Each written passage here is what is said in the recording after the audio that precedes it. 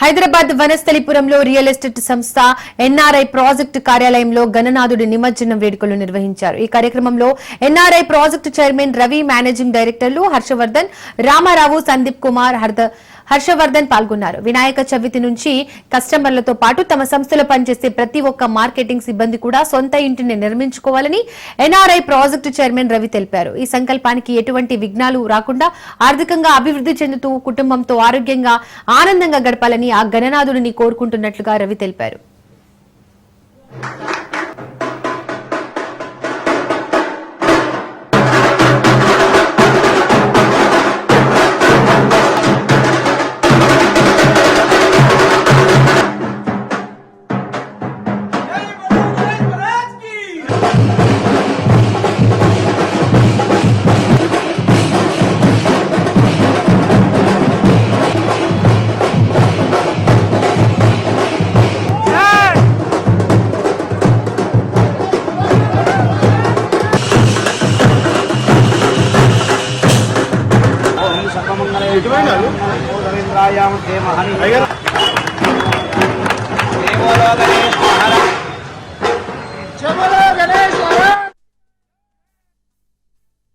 గత 5 రోజులుగా వనస్థలిపురంలోని మా కార్పొరేట్ ఆఫీసులో మా మార్కెటింగ్ కుటుంబ సభ్యుల చేతుల మీదుగా పూజలు అందుకొని ఈ రోజు మా మార్కెటింగ్ కుటుంబ సభ్యుల చేతుల మీదుగానే నిమజ్జనానికి బయలుదేరిన ఆ విఘ్నేశ్వరుడికి ఘనంగా వీడ్కోలు పలకటం జరిగింది.